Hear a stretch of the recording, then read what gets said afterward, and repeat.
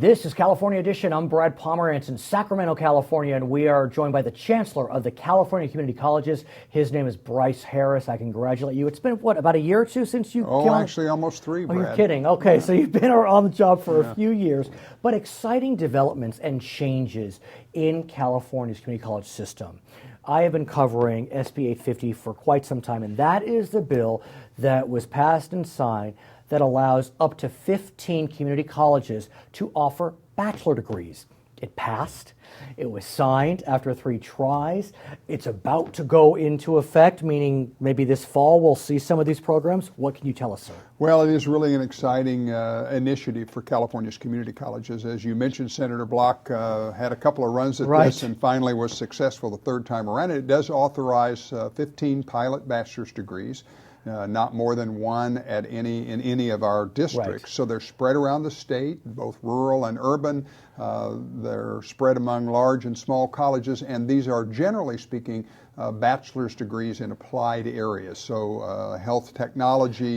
Some of the majors, they're terrific. Industrial automation, mortuary science, equine industry, dental hygiene there too, biomanufacturing, respiratory care there too, health information management, occupational studies, health information management. Just great, very unique, like you said, targeted applied majors. They are, and they really are born out of the industry changing in many of these areas to require the bachelor's degree for entrance into the workforce. Right. And so that's why these are so important for our students, and they're also important for California. Without giving away trade secrets, of course, 34 institutions applied. Right. In the end, it will likely be 15 that advance forward.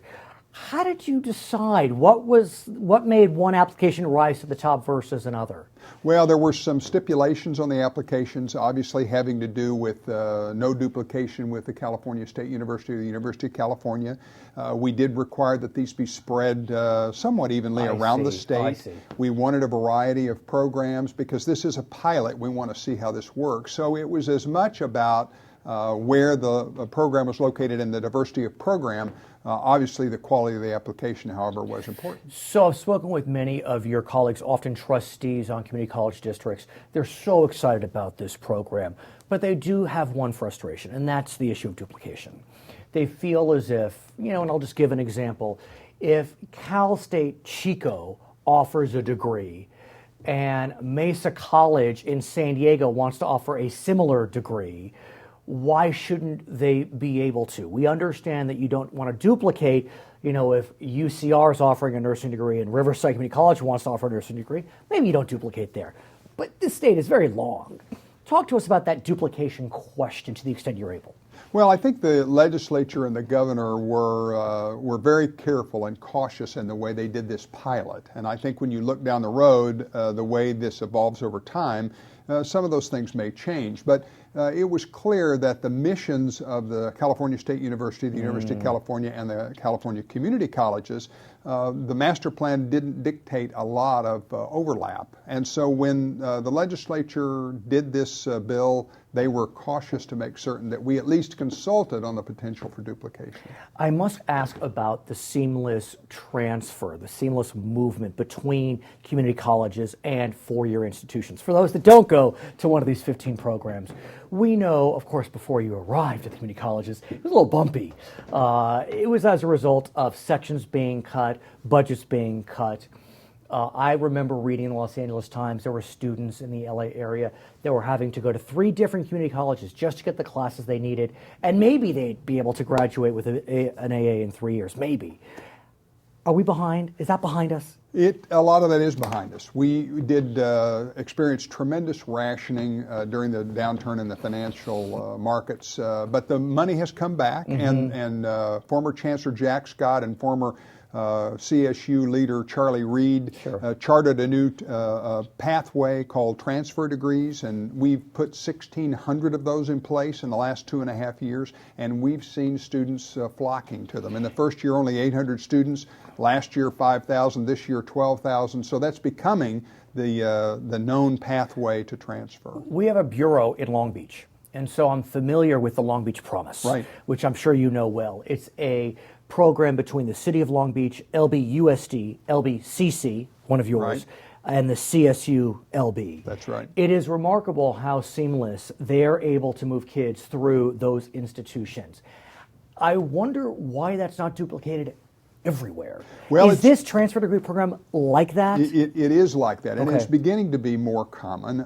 It's not easy to pull off that kind of seamless transition, and I give Eloy Oakley and Sure. his The colleagues chancellor down there. there a lot of credit for the work they've done. But I do think this transfer degree that we've created is going to make that much more seamless for students in the future.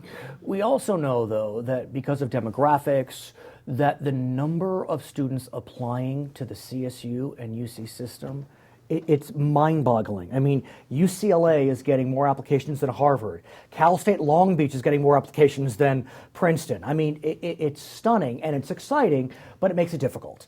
And so how are you working with your community colleges to ease the transfer process when the impact is dramatic in terms of both freshman applications and transfer applications? Well, it is really a challenge, and California, if you look at the country, has 1 in every 5 community college Right. students, and I when knew you that. add in UC and CSU, we have 1 in 8 students in American higher public education. So we are a huge state, and 80% of the students coming out of high school go to a California community college. What is great is that on the back end, 30% of the students that started at or that finished at UC started at a community college, and about 51 or 2% of the CSU graduates started at one of our And that's colleges. a new trend. When I was going to college, the community colleges, you didn't see that much transferring. It was a different system. Now it's a system.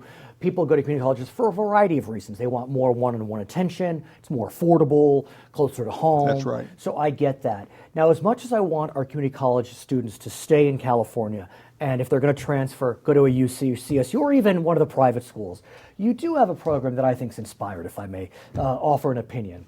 And that is a program that is beginning this fall. And it deals with historically black colleges and universities, some of which are some of the best institutions by far in the nation. Talk to us about what you're doing with the HBCUs. Well, as you point out, a lot of our students choose a variety of institutions, some of them private in California, but a number of them go to public and private institutions outside of the state. And these are a set of colleges and universities that have a tremendous reputation, especially with students of color. Right. And an increasing number of Californians are looking at a variety of options. We started working with these HBCUs about 2 years ago, and just recently signed a memo of understanding with a group of those colleges, and it just simply eases the transfer. I mean, the historic Tuskegee University. Right. I mean, I get chills even thinking about it, that some of our Californians may have the opportunity who would never even dream of going to a historical college like It's a Tuskegee. wonderful program. And So how will this work? What does this mean that you have this transfer regime? Yeah, it's not unlike the transfer degrees to the CSU, Okay. in that a student is guaranteed, if they complete a program in a California community college, that they will then go into one of these historically black colleges or universities and not have to repeat freshman to sophomore level coursework. I see. So it's a transfer degree that eases that pathway. The universities and colleges have also talked about scholarship dollars for our students, and that makes a big difference. Yeah, and let's as well. talk about that, because private institutions, by definition, are more expensive, although some of them have great endowments. And so they may have more generous financial aid than even the publics. They do, and in many cases, living in some of these states is less expensive than living in California. Well stated. Which is part of a student's cost of getting an education as well. So as we conclude, sir, calm my fears that everything's going to be all right with our community colleges. A couple of years ago, it was very troubling. You know, It's been a rough several years, but thanks to the state economy recovering, we unfortunately had to turn away about 500,000 students. Right. We've already brought back more than 120,000 of those, and we believe over the next few years we'll see that access restored. So we're working on helping students succeed in greater numbers and keep the doors wide open to our colleges. You know it. His name is Brice Harris. He is the Chancellor of the California Community Colleges. My name is Brad Pomerance. We are coming to you from the state capital, Sacramento, California. We thank you for watching California Edition.